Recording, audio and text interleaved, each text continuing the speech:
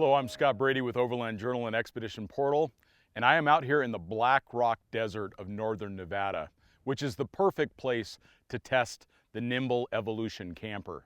Now, this camper is built on a 2020 Ford F350 with the 7.3 liter normally aspirated V8.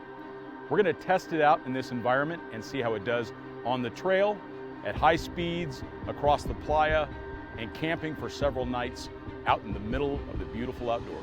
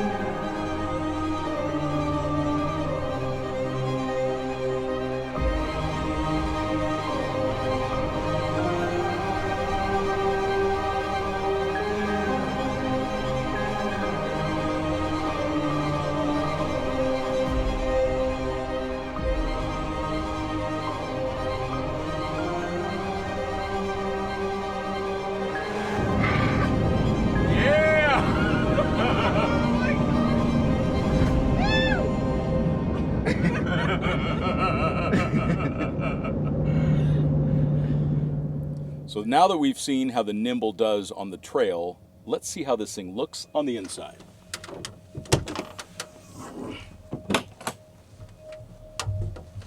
Really clever doorway so they can accommodate the lifting and lowering roof. And then right here in the entryway, you've got some long-term storage for dry goods. This beautiful teak-looking floor as well. Some storage space here for shoes and cleaning supplies, quick access to a fire extinguisher. And then inside here, we've got a fairly large dinette. And we've got, it can be converted into an additional bed as well, a large table for doing work and planning. In this particular case, they've got it set up to be able to take the Garmin Overlander right here at the table. We've got maps and everything. We've been planning our trip throughout the Black Rock Desert. They've also got induction charging for the phones right there at the table as well. Lots of windows and lots of bright space, so it's really an inviting home in a way on wheels. Another thing I really like is this deep sink. So it's also away from the bed and other splash areas, so you can really clean up dishes in a large sink, which is nice. Stainless steel as well. Fully integrated countertop. We've got full extension slides on all of the drawers, marine latches throughout. This thing looks like a boat on the inside because it was designed by a boat designer. So all of the systems are marine grade. use of marine grade woods and other hardware, and that really makes it durable for the long haul. So even though the top lowers completely, they still were able to manage to fit a couple overhead bins as well, which is nice for access to spices and other supplies. And then a big open cooking surface as well. And we've got a mini duo induction cooktop. I've started to really fall in love with these things, so I'm glad to see more and more camper manufacturers are including them in their builds. They do pull 1500 to 1800 watts, but the inverters are so efficient now, and with lithium ion batteries on board, they've got 400 amps available from Battle-Born lithium ion batteries. So we've got plenty of power to be able to cook easily. And then we're getting lots of power from the sun as well, nearly 600 watts of solar on top. One of the things I really like is these full-length drawers. So they come all the way out, full extension, so you're not digging around back in there. We've got a fairly large Dometic fridge. So for the electric panel, we've got quick access to everything, really visible as well.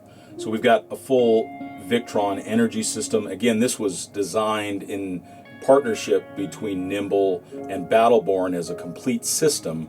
So this is how you turn on your inverter. You can check the status of your system and charge. Then we've got a Webasto water heater here, so we can take hot showers and get hot water to the back of the vehicle and to the sink as well. And then we have a Webasto gasoline-fired air heater in addition, which is really nice. And then we can see the levels of our water. We can see also the state of all of our circuit breakers as well. And because this is a 7.3 liter gas motor, all of these appliances that run on fuel are gasoline powered as well. So you don't have to have a separate diesel fuel source, which I think is really an advantage. And one thing that's kind of unique to this camper is it also has a DC powered air conditioning system. And this was designed for the rugged conditions of offshore racing. So this is a very durable unit that will cool off this cabin nicely if you're in hot temperatures. And one of the challenges of a lifting roof camper is how do you integrate a shower? And this has not only a shower, it has a full bathroom in here. It's very clever design. This lifts up,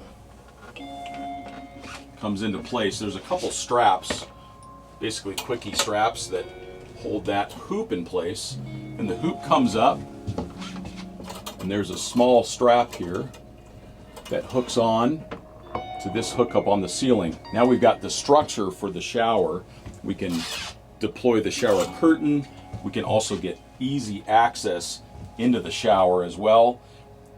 Another thing that they use is a composting toilet, and these composting toilets have also, like the induction cooktops, have become very popular because they really do work.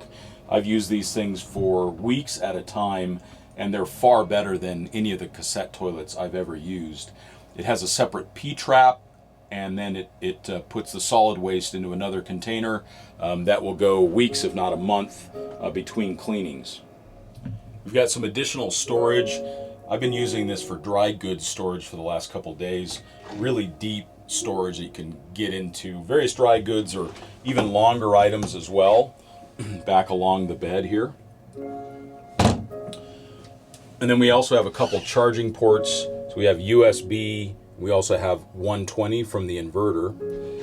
And then as a really important storage feature, it has a massive underbed storage system as well.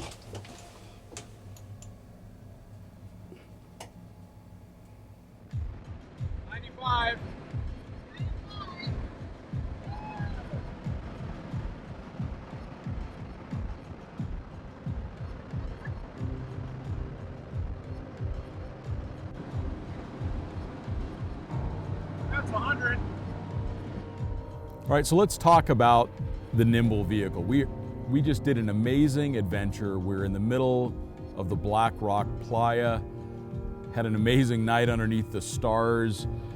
And when we think about a travel vehicle like this, what do we really want to achieve? We want to be able to get to places like this. We want to be able to do the trail like we did yesterday, where you couldn't take a typical RV. It's going to give us access to more remote places. It's going to get us further away from the crowds. It's going to get us deeper into the places that we want to visit. And that takes a couple things. It takes some genuine performance from the platform.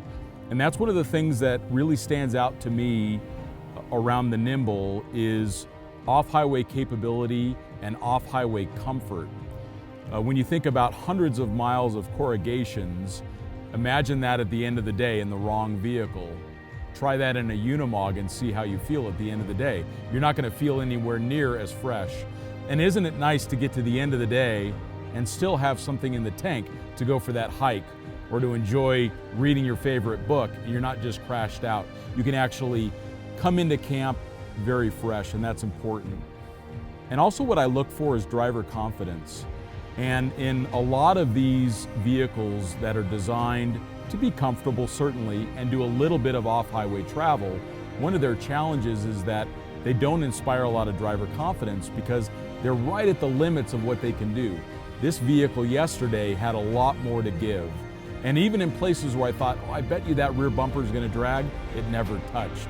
So when I start to see that and the stability, the articulation, the suspension performance, the overall stability of the vehicle, that gives me a lot of confidence to explore deeper into the backcountry. And that's a gift that a vehicle like this gives us as travelers, is to be able to escape. To give us that, as Nimbl says, freedom to roam.